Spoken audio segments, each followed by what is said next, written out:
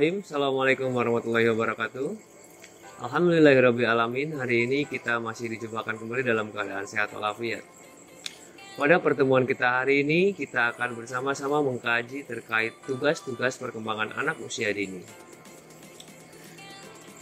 Beberapa hal yang akan kita kaji yang berkaitan dengan tugas-tugas perkembangan anak usia dini.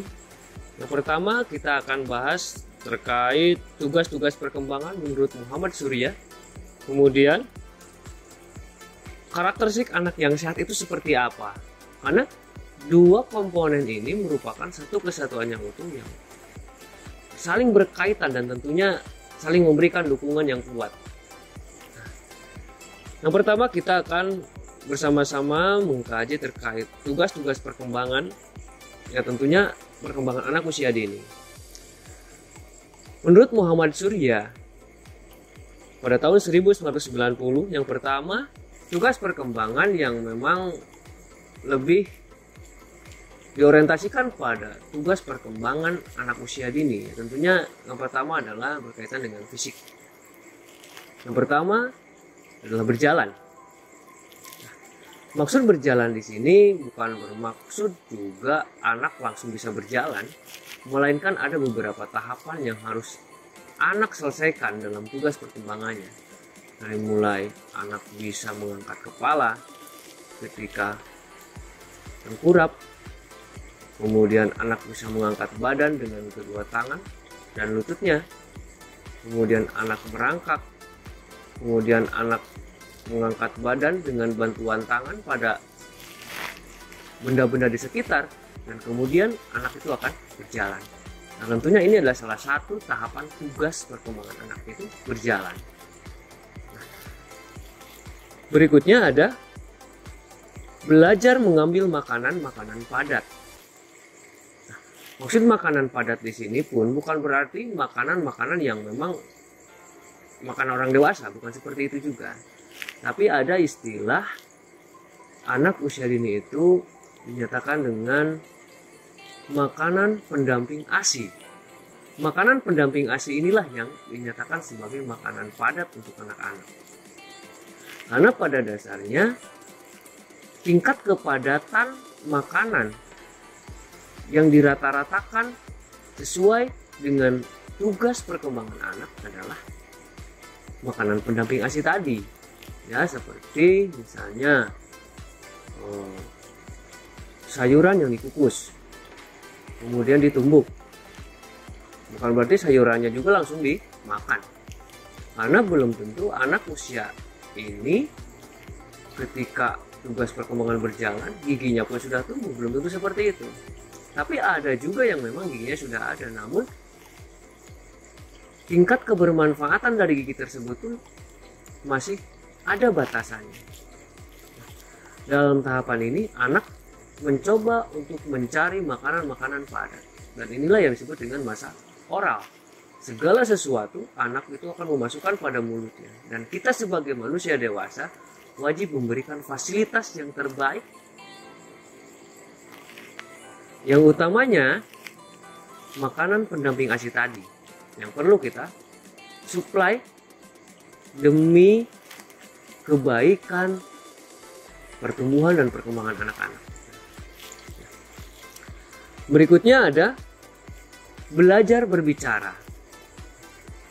Meraban, mama, papa, bu. Hal tersebut sebetulnya ada makna yang disampaikan oleh anak-anak. Biasanya kata pertama tersebut anak-anak lontarkan dari hasil sensori motor yang mereka dapatkan. Misalnya, ayahnya biasa memanggil ibunya dengan bunda, maka biasanya juga anaknya mengatakan dengan istilah bu. Atau misalnya ibunya memanggil ayahnya papa, anaknya enggak mengatakan dengan rabanannya papa atau baba. Karena itulah kata-kata yang diimitasi oleh anak usia dini, usia mereka. Makanya perlu kita sadari bersama-sama Meskipun anak-anak di usia tersebut tetap saja mereka memiliki kapasitas dalam melakukan imitasi dari segala pengalaman hidupnya. Berikutnya ada belajar mengontrol, mengurangi kelebihan dalam tubuh. Mengontrol, mengurangi kelebihan di dalam tubuh anak itu sendiri, maksudnya adalah anak-anak mampu mengontrol diri ketika melakukan segala sesuatu yang berlebih. Misalnya, anak yang tadinya tidak beraturan berjalan, mulai beraturan. Karena dari hasil pengalaman mereka, berjalan yang tidak beraturan dan berlebihan tenaga dan lain sebagainya akan mengakibatkan sesuatu yang tidak diinginkan bagi dirinya. Maka dari hasil pengalaman itu, mereka mulai memanipulasi dari segala pengalamannya dengan mengontrol kelebihan dirinya. Begitupun dengan hal yang lainnya. Berikutnya, belajar membedakan jenis kelamin. Tahu siapa aku laki-laki, siapa aku perempuan. Yang awalnya antara anak itu tidak bisa membedakan bahwa aku laki-laki atau perempuan. Mau mainan laki-laki, mainan perempuan, memang tidak ada batasnya. Namun, seyogyanya kita sebagai manusia dewasa pula yang wajib memikirkan, memfasilitasi, menunjukkan fokus-fokus yang sesuai dengan karakteristik jenis kelamin itu seperti apa. Bukan berarti anak laki-laki tidak boleh masak-masakan, bukan seperti itu. Bukan juga anak perempuan tidak boleh main mobil-mobilan, tidak juga seperti itu. Karena toh buktinya juara masak internasional pun seorang laki-laki. Dan di lapangan pun terbukti yang banyak mengemudi kendaraan mobil itu perempuan. Kenapa tidak? Ketika kecil pun kita fasilitasi seperti itu. Namun tetap kita berikan arahan-arahan yang sesuai dengan kapasitas kemampuan anak-anak seperti apa. Karena dalam hal ini pun mereka akan mulai menimbang-nimbang, aku seorang laki-laki dan aku seorang perempuan. Yang paling kuat mungkin harus diberikan stimulus oleh orang tua adalah bagaimana menempatkan toilet untuk laki-laki, toilet untuk perempuan, pembiasaan-pembiasaan pakaian, gerakan, dan lain sebagainya. Karena itu akan sangat mempengaruhi pada mental dan gerak-gerak stabilitas dirinya. Apakah dia seorang laki-laki maupun seorang perempuan. Berikutnya, anak akan mencapai kematangan fisik. Nah, kematangan fisik di sini pun tetap pada batasan anak usia dini. Kematangan fisik yang dimaksud yang tadinya misalnya anak berjalan, namun berjalannya masih dalam posisi kurang seimbang. Nah, di tahap inilah anak akan mengalami kematangan fisiknya dan kemudian posisi berjalan, posisi kaki pun akan semakin seimbang. Posisi tubuh pun akan semakin seimbang. Dan mungkin anak akan mulai mampu untuk berlari. Dan yang lain sebagainya. Fungsi lidah yang tadinya tidak bisa mengatakan B, S misalkan, atau M, atau R sekalipun misalnya yang paling sulit bagi anak-anak. Anak-anak bisa untuk berupaya mengatakan kata-kata tersebut. Karena atas dasar apa? Kematangan fisik juga. Berikutnya, pembentukan konsep-konsep sederhana mengenai realitas sosial dan fisik. Nah, anak-anak setelah terjadi kematangan fisik tadi, mereka mulai bisa menghubungkan dengan komoditi sosial. Bahwa aku seorang laki-laki misalnya, maka aku bermain dengan laki-laki lagi. Aku seorang perempuan, maka main dengan perempuan lagi. aku seorang laki-laki, maka gaya yang harus aku lakukan di hadapan masyarakat, di hadapan khalayak orang banyak pun harus layaknya seorang laki-laki. Begitupun dengan perempuan. Namun dalam hal ini pun mereka telah memahami realitas sosial itu seperti apa. Dan kita pernah berpikir bahwa anak-anak usia ini sepertinya tidak memperhatikan realitas sosial. Ternyata mereka sedang mengadopsi dan nantinya mereka akan mengimitasi, memanipulasi, mengartikulasi, dan pada akhirnya mereka akan melakukan naturalisasi diri atas realitas sosial tersebut. Berikutnya, belajar berhubungan secara emosional dengan orang tua, saudara kandung, maupun orang lain. Ketika mereka tadi sudah memenuhi tahapan tugas perkembangan realitas sosial yang kuat dihubungkan dengan fisik mereka, kemudian mereka akan memulai untuk menghubungkan emosional mereka dengan orang tuanya, dengan saudaranya, bahkan dengan orang lain sekalipun. Hubungan sosial di sini, anak akan mulai merasakan misalnya kasihan, kemudian ikut bahagia. Namun dalam tataran jujur, anak bahagia tidak akan menangis bahagia. Anak bahagia tertawa. Berbeda dengan orang dewasa. Ketika bahagia bisa menangis bahagia. Anak sedih ya, menangis. Berbeda dengan orang dewasa, ketika sedih pun bisa tersenyum. Inilah yang membedakan realitas anak-anak. Hubungan sosial diri anak dengan lingkungan, dengan orang tua, dengan keluarga, dengan orang lain.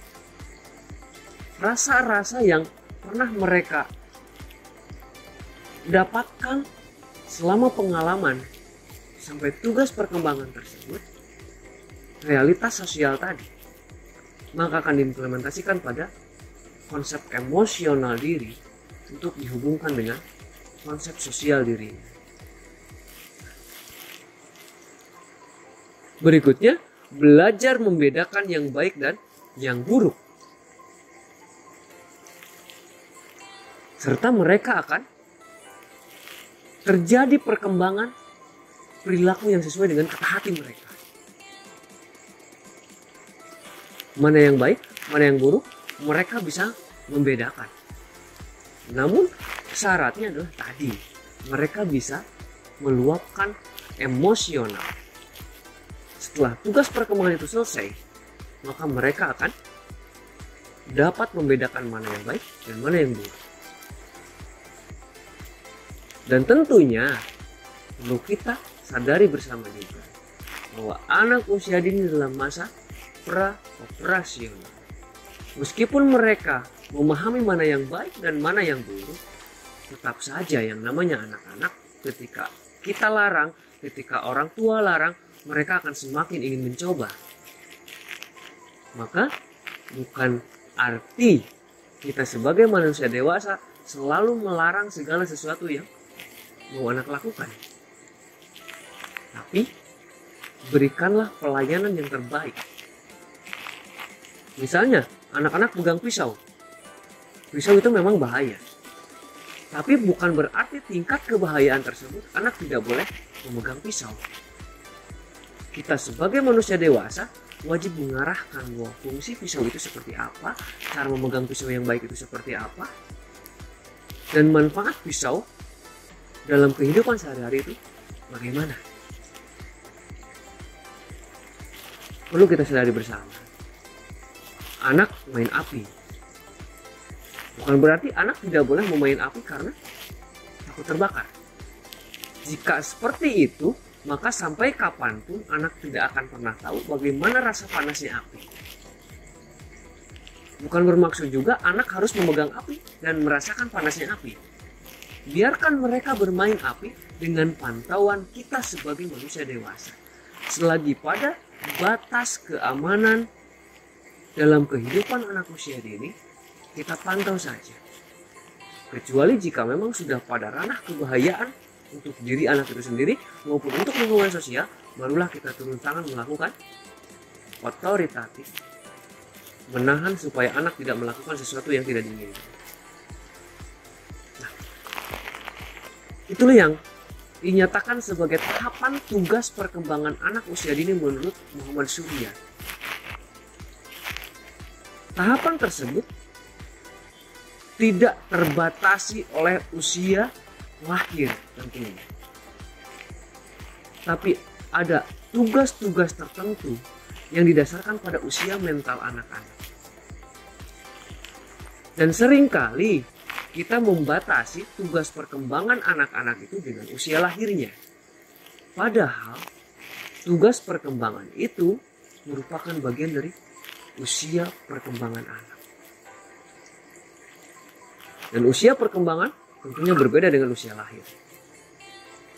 Karena ada anak yang usia lahirnya itu rendah, tapi rasa, pola pikir, perilaku mereka jauh lebih tinggi tingkatnya. Bukan lebih dewasa, tapi lebih tinggi tingkatnya. Namun ada juga manusia yang usianya tinggi, tapi pemahaman, pengetahuan, emosional, dan tingkah lakunya justru seperti anak-anak. Nah, itulah perbedaan antara usia lahir dengan usia perkembangan. Dalam hal ini, kita bersama mengkaji terkait tugas perkembangan, bukan tugas usia lahir tentunya. Kemudian, dalam tugas perkembangan tersebut pun perlu bersama-sama kita memberikan suplaian yang amat sangat baik tentunya untuk anak-anak dalam mencapai tugas perkembangan itu. Yaitu kita sebut saja dengan istilah karakteristik anak yang sehat itu seperti apa. Baik secara fisik maupun secara mental tentunya. Yang pertama, anak tumbuh dengan baik. Anak tumbuh dengan baik itu seperti apa? Ya tentunya anak tumbuh layaknya kehidupan manusia seperti apa. Tidak ada hambatan, tidak ada kelainan pada dirinya. Normal, postur tubuh layaknya manusia pada umumnya seperti apa. Tidak ada kelainan dari bentuk tubuh dan lain sebagainya. Nah, itu yang disebut dengan anak tumbuh dengan baik. Berikutnya, tingkat perkembangan baiknya sesuai dengan tingkat umur mereka. Nah, itu yang jauh lebih baik tentunya. Yang tadi, tidak selalu anak yang usianya tinggi tugas perkembangannya cepat, dan tidak selalu anak yang usianya rendah tugas perkembangannya lambat. Tapi yang baik adalah seiring, seirama, sejalan antara pencapaian tugas perkembangan dengan usia anak atau umurnya, usia lahirnya. Berikutnya, tampak aktif atau gesit dan gembira dalam kesehariannya.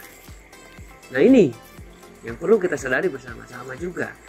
Anak-anak ini jujur. Ketika anak bahagia, tertawa, memang mereka sedang bahagia, sedang tertawa. Anak naik meja, naik kursi, loncat-loncat, main lempar-lempar tanah dan lain sebagainya. Itulah anak-anak. Bukan berarti kita sebagai manusia dewasa bangga ketika anak kita pendiam. Tidak seperti itu. Anak manusia diam bukan berarti emas. Tapi di balik kediamannya itu ada apa yang mereka sembunyikan di dalam jiwanya. Maka perlu kita kaji secara psikisnya, psikologinya kita kaji. Jangan sampai kita sebagai manusia dewasa tidak bisa memaknai tingkah laku anak-anak. Anak diam, kita bahagia. Alhamdulillah, anak saya diam. Gak kayak orang lain, suka loncat-loncat, suka lempar-lempar tanah, suka naik meja dan lain sebagainya. Bukan berarti seperti itu anak-anak. Anak-anak itu selalu bahagia, ceria, bebas, bermain. Tapi tetap dalam batasan, tentunya harus ada pantauan orang tua, pantauan orang dewasa.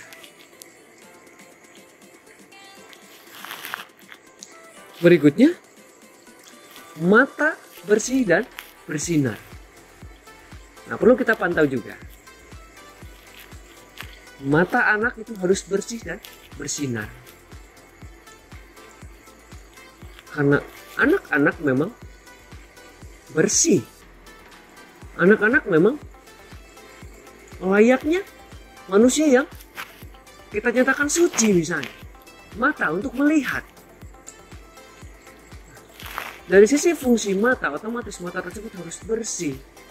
Mata bersih dan bersinar ini maksudnya adalah anak-anak itu belum terpengaruhi oleh nilai-nilai yang tidak baik tentunya. Jika dikaitkan dengan metafisik tentunya. Tapi ketika kita berpikir secara ilmiah, maka apa anak mendapatkan sesuatu hal yang tidak baik untuk fisik anak itu sendiri, misalnya mata, kotoran-kotoran yang menjadikan mata anak itu sensitif dan lain sebagainya. Dan tentunya mata anak-anak masih sensitif dan belum bisa bertahan seperti manusia dewasa. Berikutnya, nafsu makan anak yang baik. Tentunya anak-anak harus memiliki nafsu makan yang baik. Kalau kita di Indonesia berarti makan nasi tentunya.